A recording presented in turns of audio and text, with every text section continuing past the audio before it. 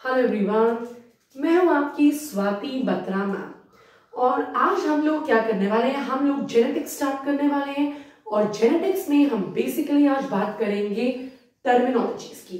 Genetics part 1 that is principles of inheritance and variation. और basically हम लोग किसकी बात करेंगे, आज हम लोग सारी टर्मिनोलॉजीज डिस्कस करने की कोशिश करेंगे क्योंकि मुझे पता है कि बच्चों को बहुत ज्यादा दिक्कत होती है अलग अलग टर्मिनोलॉजीज में, जैसे कि कैरेक्टर क्या होता है, ट्रेट्स क्या होता है, जीन और एलील में क्या डिफरेंस है, हेरिडिटी इनहेरिटेंस में क्या डिफरेंस है, जेनेटिक्स क्या होता है, जेनेटिक्स की अलग अलग ब्रांचेस क्या होती है, homo heterozygous, phenotype, genotype, genome, gene pool. तो आज आपकी ये सारी दिक्कतें दूर होने वाली है क्योंकि मैं डिस्कस करने वाली हूं टर्मिनोलॉजीज, राइट। तो पहली टर्मिनोलॉजी के साथ हम लोग स्टार्ट करते हैं and the first terminology in genetics is heredity. What is heredity? हम बोलते हैं ना यार तेरे में ये चीज क्यों आई, क्या तेरे मम्मी पापा में ये चीज है, क्या तेरे नाना नानी में ये चीज है, या तेरे दादा दादी में या पर दादा पर नानी में क्या ये कैरेक्टर है। तो अगर कैरेक्टर्स का ट्रांसमिशन हो रहा है from the parents to the offspring or from one generation to other generation, that is called heredity.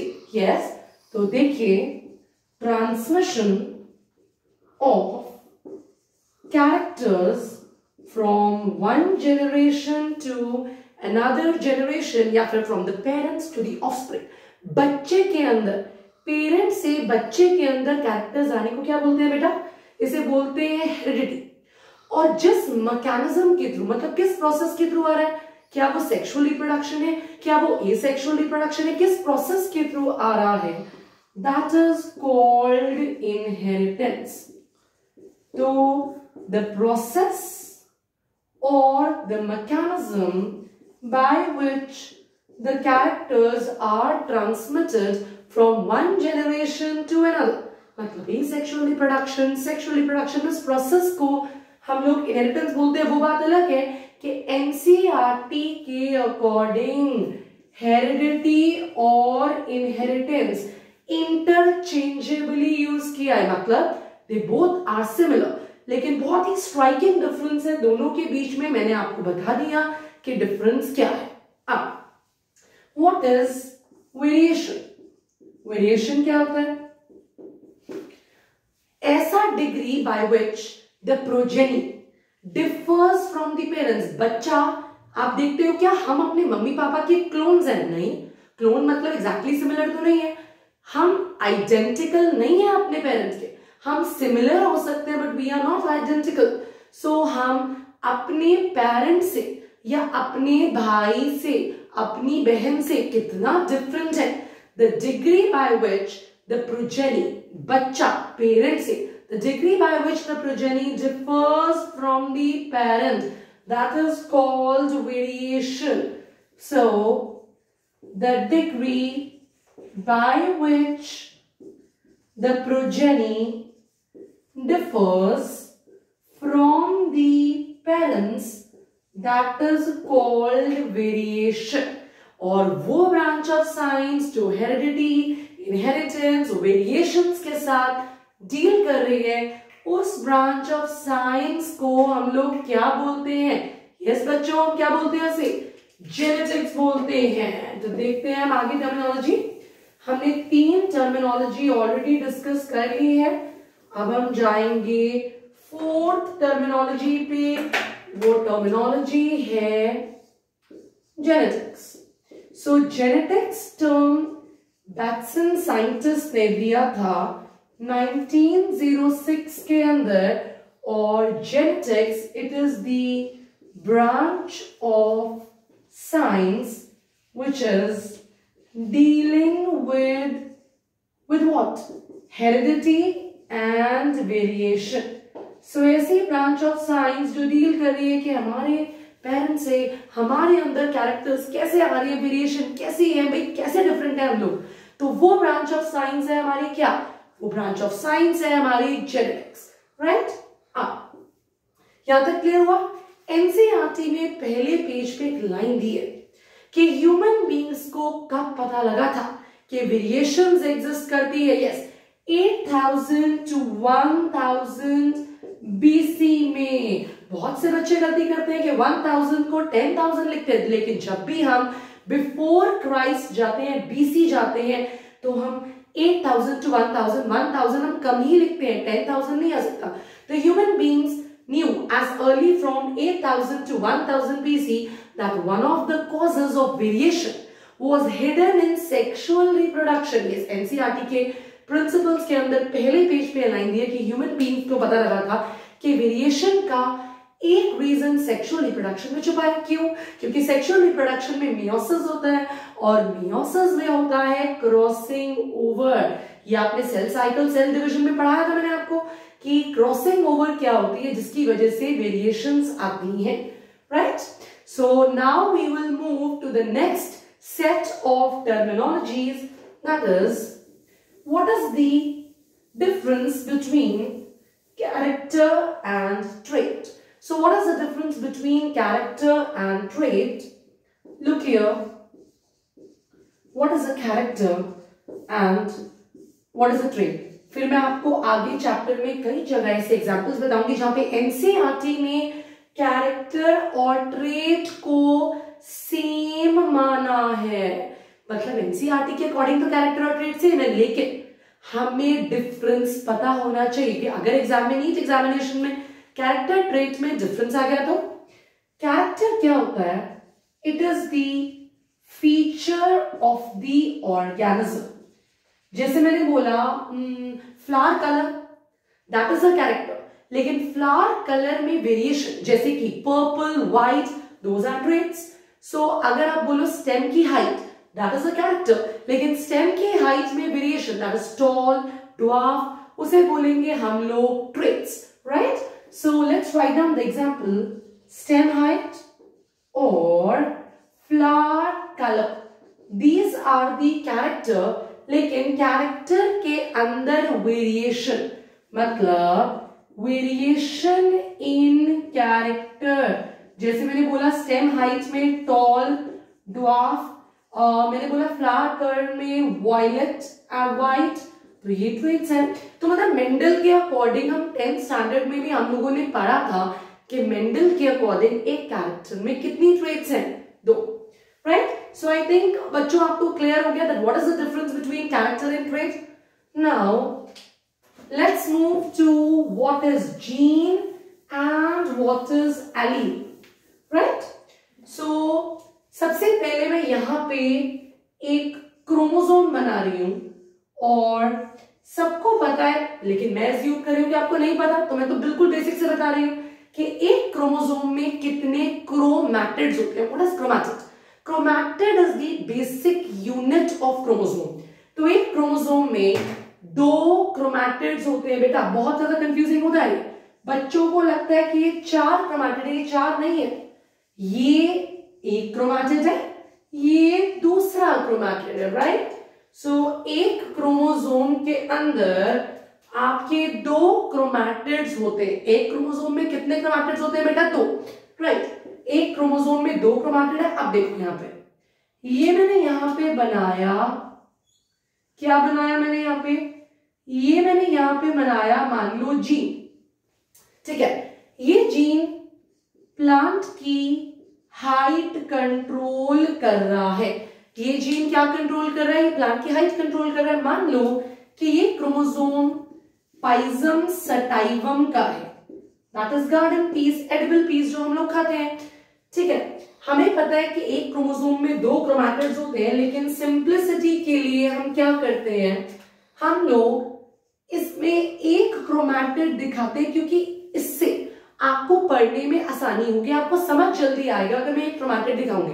लेकिन याद करना बच्चों के एक क्रोमोसोम में कितने क्रोमैटिड्स होते हैं? 2, राइट? अब मैंने यहाँ पे क्या बना दिया, मटर के प्लांट का क्रोमोसोम नंबर 4 बना दिया, राइट? और यहां पे मैंने दिखाया क्रोमोसोम नंबर 4 पे ये मैंने जीन बना दिया, और ये जीन स्टेम की हाइट कंट्रोल कर रहा है। जीन की 2 पहचान होती है। पहली, a gene has a fixed locus. What do you mean by locus? Locus मतलब position. अगर आप दुनिया में कोई भी मटर का प्लांट ले लोगे और अगर आप उसका क्रोमोसोम 4 देखोगे और वो जीन देखोगे जो उसकी स्टेम की हाइट कंट्रोल कर रहा है, तो आपको वो जीन बेटा यहीं पे नजर आएगा। ऐसा नहीं है कि कई क्रोमोसोम में यहां पे कई यहां पे, नो। तो जीन की पोजीशन हमेशा फिक्स रहती है। और दूसरी, a gene has a fixed number of nucleotides. Now what do you mean by nucleotide? See students, what is the basic unit of protein? The basic unit of protein is amino acid. So the basic unit of DNA या RNA is nucleotide. मान लेते हैं ये gene जो stem की height control करता है, assume करते हैं 6000 न्यूक्लियोटाइड से बना। Let us assume. तो दुनिया में आप कोई भी मटर का प्लांट ले लो और उसमें क्रोमोसोम 4 ले लो, तो जो जीन स्टेम की हाइट कंट्रोल कर रहा है उसमें 6000 न्यूक्लियोटाइड्स ही होंगे, राइट? ओके, परफेक्ट, याद है, क्लियर? आप जीन बचपन से पढ़ते आ रहे हैं। Gene is a short segment of DNA. Okay, so a gene is a short segment of DNA. ये डीएनए में एक प्रोसेस होता है, कौन सा process? Transcription, right? And transcription करके ये बनाता है आरएनए। बेटा 3 तरीके के आरएनए होते हैं जो मॉलिक्यूलर बेसिस अगले चैप्टर में हम लोग पढ़ेंगे। RRNA, tRNA, mRNA. कोई भी आरएनए बन सकता है, लेकिन यहां पे हम messenger RNA that is mRNA की बात कर रहे हैं। उसके बाद इस एमआरएनए का ट्रांसलेशन होगा और क्या बनेगा बेटा? प्रोटीन बनेगा।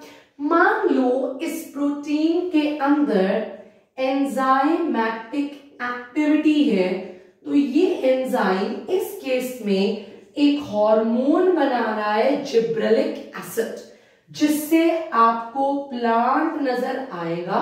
तो यहां तक कॉन्सेप्ट बिल्कुल क्लियर है जहां तक मुझे लग रहा है।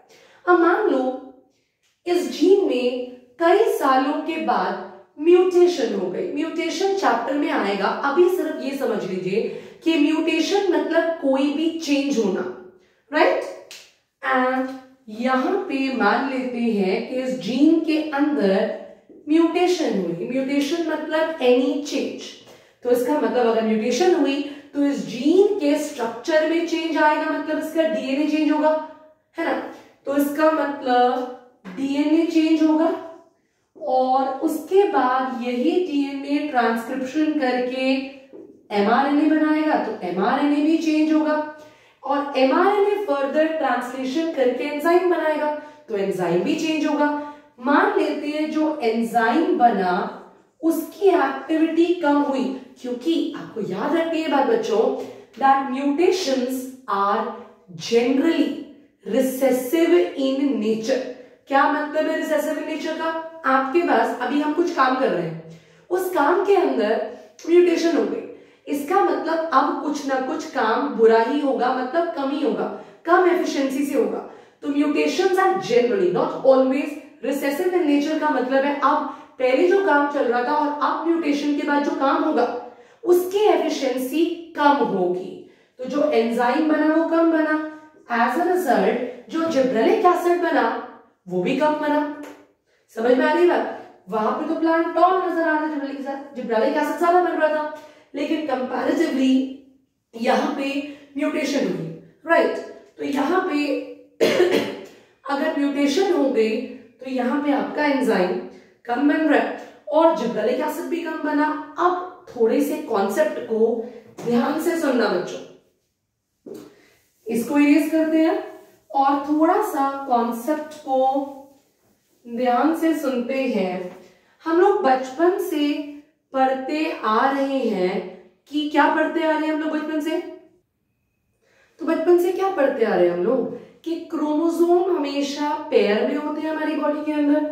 अब देखिए, एक क्रोमोसोम ये और एक क्रोमोसोम ये, लेकिन यहां तो हम लोग मटर के प्लांट की बात कर रहे हैं ना, क्या तो बटर की प्लांट की बात कर रहे हैं कि नहीं कर रहे? तो देखिए यहां पे ये देखिए, ये आपके क्रोमोसोम 4 का मैंने पेयर बना दिया, ठीक है बेटा।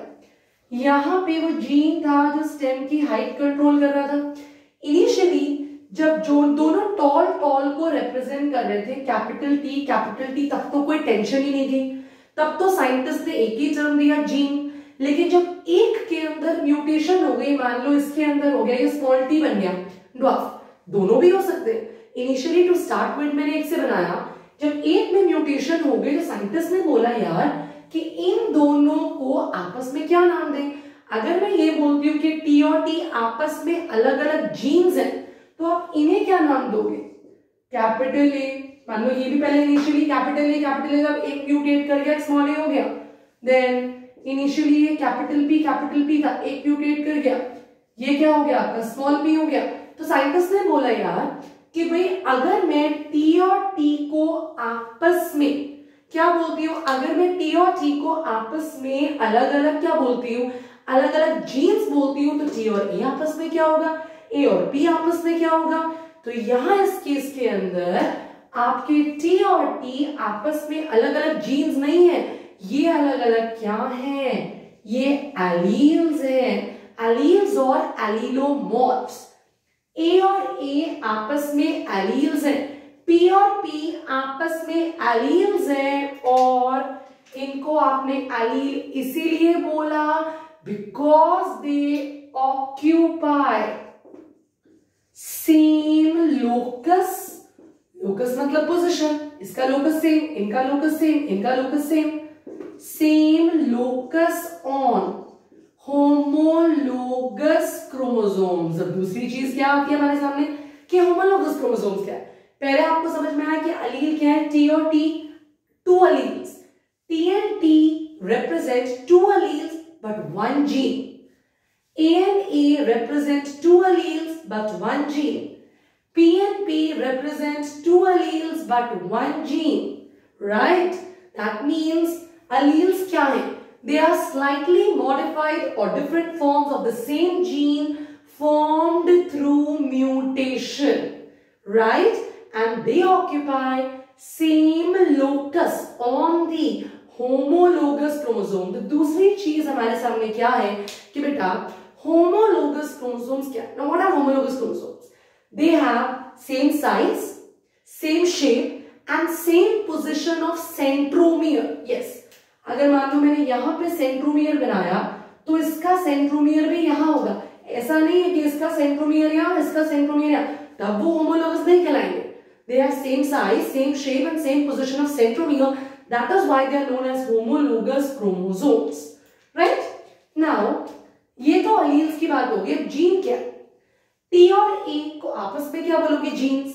A और P को आपस में क्या बोलोगे? जीन्स, क्योंकि इनके लोसाई, इनके लोकस डिफरेंट हैं। T और A आपस में जीन्स, A और P आपस में जीन्स, T और A आपस में जीन्स, A और P आपस में जीन्स, क्योंकि इनके लोसाई डिफरेंट है। और इन जीन्स को आप एलील्स के टर्म में नहीं बोल सकते क्योंकि लोकस अलग अलग है।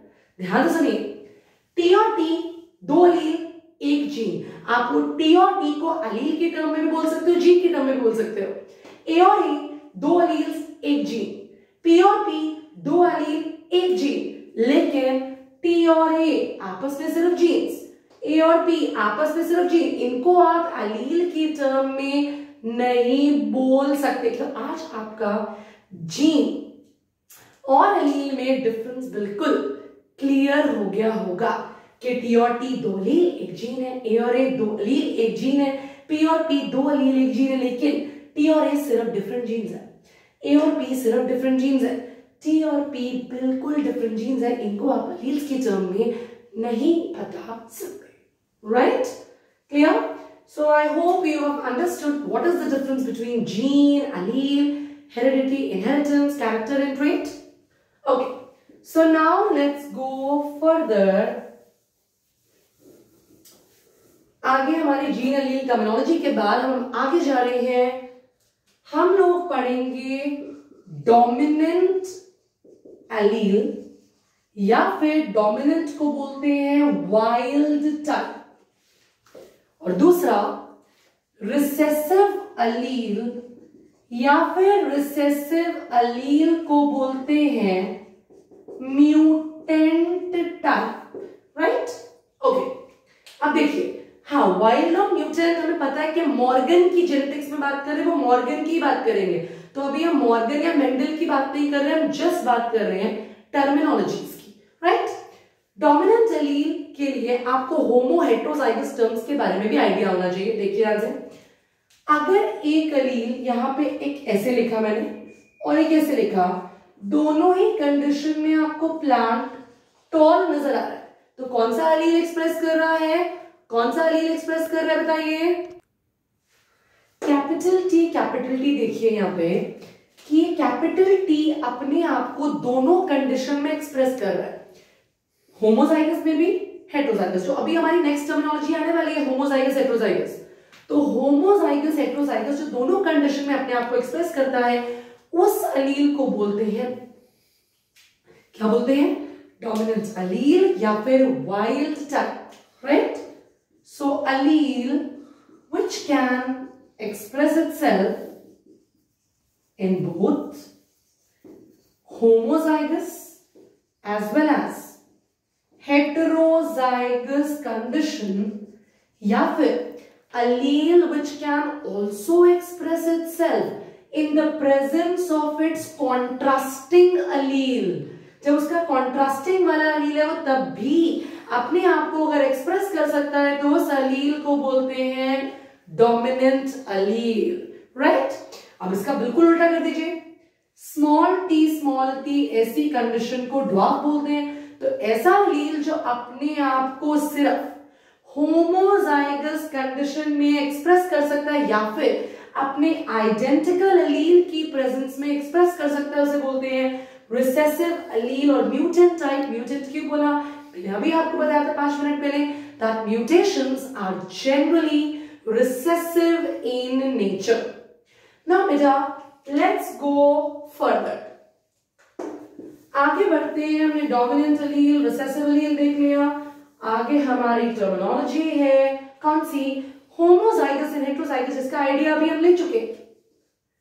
तो होमोजाइगस एंड हेटेरोजाइगस, ये टर्म्स किसने वर्कआउट करी थी? ये टर्म्स वर्कआउट करी थी बैक्सन and Saunders. Homozygous and heterozygous ये दोनों टर्म्स डिप्लॉयड इंडिविजुअल के लिए। क्यों?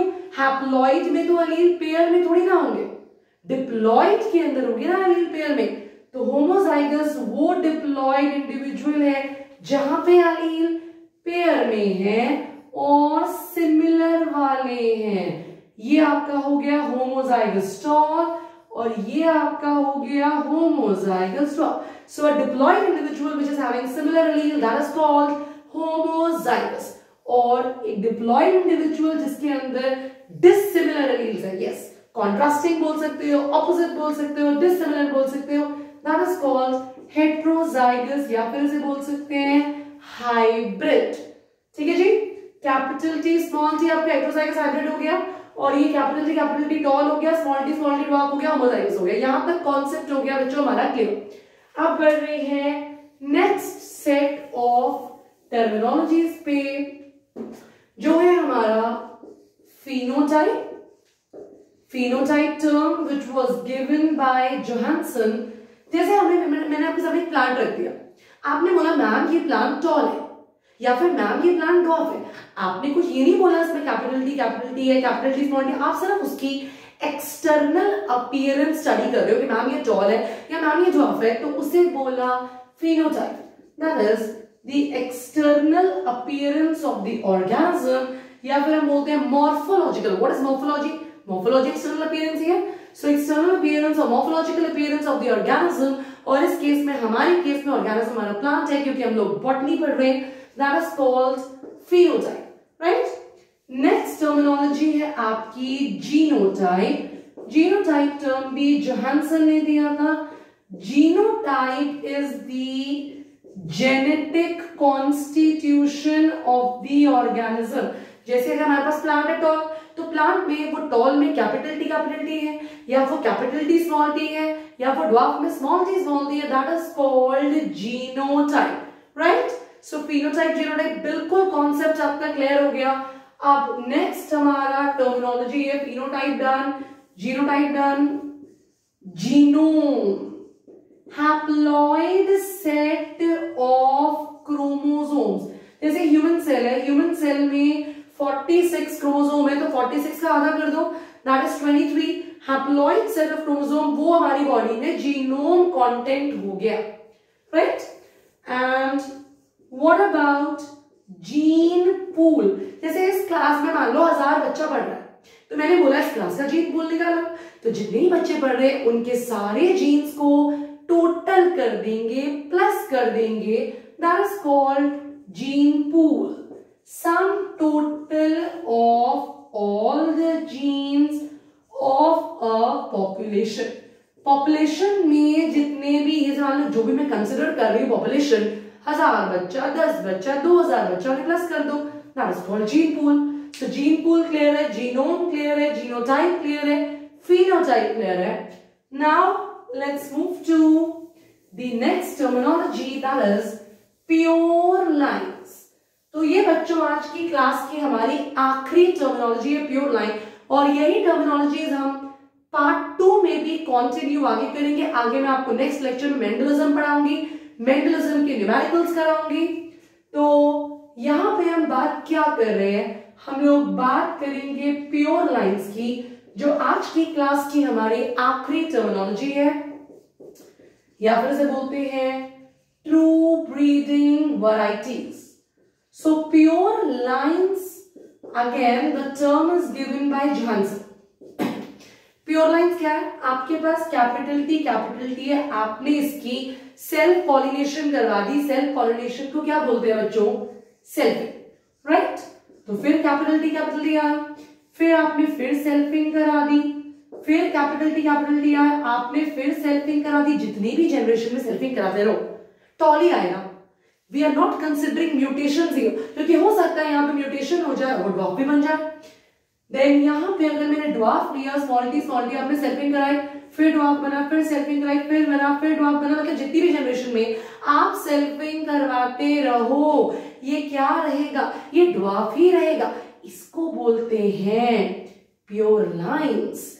लेकिन अगर आपने कैपिटल टी स्मॉल टी से क्रॉस कराया, तो यहाँ पे 2 टाइप ऑफ गैमीट्स बनेंगे, यहाँ पर भी 2 टाइप ऑफ गैमीट्स बनेंगे, और आप इसे क्रॉस कराओगे तो आप देखो, अगर आप इसे क्रॉस कराओगे तो क्रॉस कराने पर आपका टॉल भी आ रहा है, राइट। ये तो 10th स्टैंडर्ड में जेनेटिक्स वाले चैप्टर में पढ़ा था कि इसको इससे क्रॉस कराया, फिर इसको इससे क्रॉस कराया, इसको इससे क्रॉस कराया। लेकिन मोटी सी बात है, ये पूरा क्रॉस आके नेक्स्ट लेक्चर में monohybrid cross dihybrid में सब पढ़ने वाले हैं। लेकिन मोटी सी बात है कि यहाँ पे टॉल भी आ रहा है, ड्वार्फ भी आ रहा है। अगर टॉल ड्वार्फ दोनों आ रहा है तो ये प्योर लाइन नहीं है, ये प्योर लाइन है, ये प्योर लाइन है। क्यों? प्योर लाइन की एनसीईआरटी ने डेफिनेशन दी है, having undergone continuous self pollination, the same trait is repeated generation after generation। मतलब जितनी भी जनरेशन में आप टॉल को सेल्फिंग करा दे रहे हो, टॉल टॉल ही रहेगा, ड्वार्फ को करवा दे रहे हो, ड्वार्फ ड्वार्फ ही रहेगा। लेकिन अगर टॉल ड्वार्फ दोनों आ रहे हैं तो वो प्योर लाइन नहीं है। मतलब मोटी सी बात है कि प्योर लाइंस आपकी हो गई होमोजाइगस। इससे मैं बहुत बढ़िया आपको क्वेश्चन बताने वाली हूं। क्या question? Tall can be a pure line और can not be a pure line. Tall homozygous वाला प्योर लाइन होगा, लेकिन हेटेरोजाइगस वाला प्योर लाइन नहीं होगा। But a recessive is always a pure line. Recessive तो हमेशा प्योर लाइन होगा। टॉल प्योर लाइन हो भी सकता है और नहीं भी हो सकता। सो आई होप आपने मेरा ये लेक्चर एंजॉय किया होगा, आपको टर्मिनोलॉजीज बहुत ही अच्छी समझ में आई होंगी। और अब पार्ट 2 आने वाला जिसमें मैं कुछ और टर्मिनोलॉजीज जेनेटिक्स की डिस्कस करने वाली हूं। That's all for today. Thank you so much.